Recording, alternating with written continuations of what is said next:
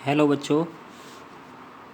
आज पॉइंट जो स्टडी करेंगे वो है ऊर्जा का मात्रक। पेज नंबर 202 से शुरू किया जाएगा। ऊर्जा की माप आपको कल पढ़ा दी थी। यहाँ से देखिए ऊर्जा का मात्रक यूनिट ऑफ एनर्जी। तो बच्चों कल जैसे आपको पढ़ाया गया था ऊर्जा, तो एक बार देख लेते हैं ऊर्जा किसको कहते हैं। कार्य करने की जो क्षमता होती है बच्चों, किसी भी वस्तु में निहित ऊर्जा जो है उसके द्वारा किए जा सकने वाले कार्य के बराबर होती है। अर्थात हम बहुत प्रकार की ऊर्जाओं की हमें आवश्यकता होती है।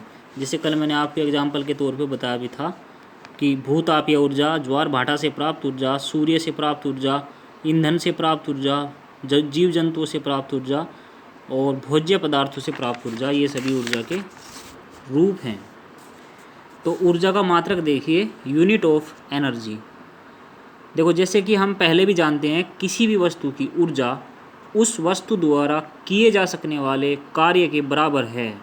अतः ऊर्जा का भी वही मात्रक होता है जो कार्य का मात्रक होता है। तो एम के एस पद्धति में ऊर्जा का मात्रक क्या होता है? जूल।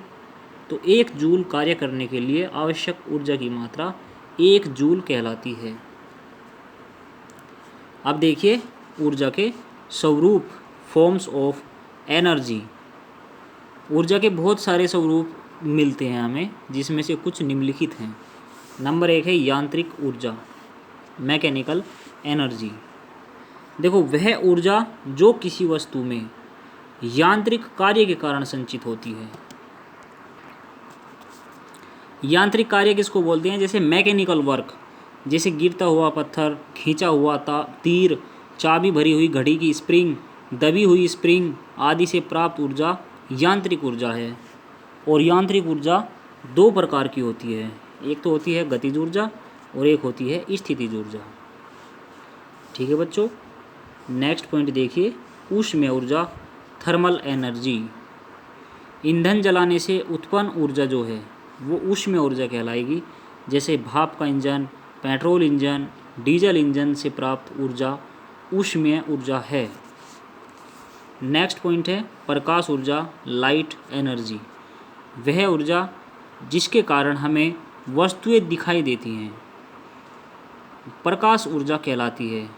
और इनसे बच्चों हमें ऊष्मा भी प्राप्त होती है। जैसे विद्युत बल्ब, मोमबत्ती, सूर्य आदि से प्राप्त ऊर्जा प्रकाश ऊर्जा है। नेक्स्ट पॉइंट है रासायनिक ऊर्जा, केमिकल एनर्जी। वह ऊर्जा जो किसी रासायनिक अभिक्रिया से प्राप्त होती हो रासायनिक ऊर्जा कहलाती है। जैसे कोयला, पेट्रोल, डीजल आदि से प्राप्त ऊर्जा रासायनिक ऊर्जा है।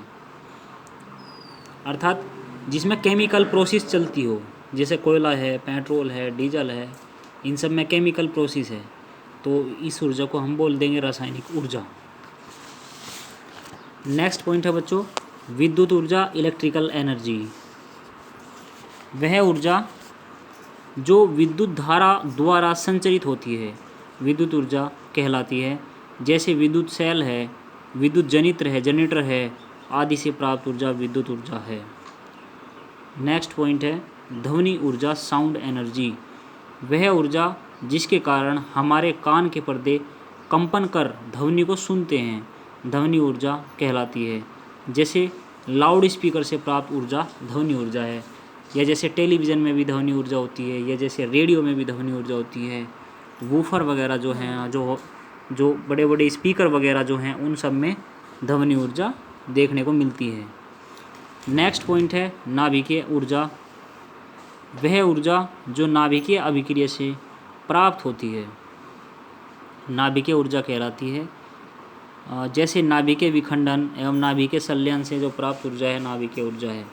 जैसे हमारे देश में बहुत सारे परमाणु रिएक्टर स्थापित हैं जिनमें की विखंडन प्रक्रिया की जाती है।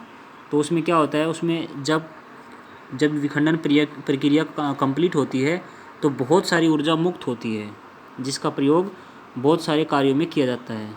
तो अर्थात यहाँ से भी हमें एक ऊर्जा की बहुत बड़ी मात्रा उपलब्ध होती है जिसको कि हम न्यूक्लियर एनर्जी अर्थात नाभिकीय ऊर्जा बोलते हैं। नेक्स्ट पॉइंट है सौर ऊर्जा, सोलर एनर्जी।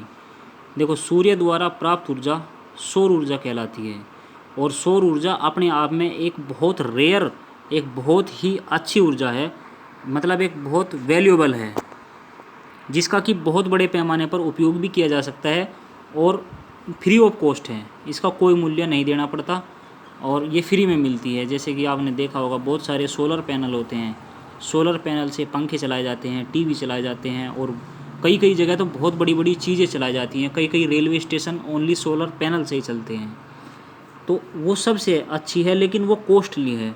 उसके लिए जो प्लेटें लगाई जाती हैं वो उसमें वे खर्चीली होती हैं, लेकिन जो सूरज की जो एनर्जी है वो आउट ऑफ कॉस्ट, वो फ्री होती है। ठीक है, नेक्स्ट पॉइंट देखिए बच्चों, सूर्य ही ऊर्जा का मूल स्रोत है। सभी प्रकार की ऊर्जाओं का जो स्रोत है, जो सोर्स है, वो सूर्य है। देखो, ऊर्जा का जो मूल स्रोत है वो सूर्य है। पृथ्वी पर मनुष्य ने ऊर्जा के जितने भी स्रोत बनाए हैं अथवा खोजे हैं, उन सब में सूर्य की ऊर्जा ही किसी न किसी रूप में एकत्रित है। वास्तव में सभी ऊर्जाएं सूर्य की ऊर्जा का ही एक रूपांतरण है। अतः पृथ्वी पर समस्त ऊर्जा स्रोतों का मूल सूर्य ही है। सूर्य ऊर्जा का अपार भंडार है जो करोड़ों वर्षों से ऊर्जा दे रहा है तथा आगे आने वाले करोड़ों वर्षों तक इसी प्रकार ऊर्जा देता रहेगा। सूर्य की इस अपार ऊर्जा का स्रोत उच्च ताप पर हाइड्रोजन के हल्के नाभिकों का आपस में जुड़कर भारी हीलियम नाभिक में बदलना है, जिसको हम नाभिकीय संलयन कहते हैं। और इस प्रक्रम में असीम मात्रा में ऊर्जा उत्पन्न होती है। असीम मात्रा में ऊर्जा उत्पन्न होती है और प्रकाश उत्पन्न होता है, जो कि बहुत बड़ी मात्रा में होता है।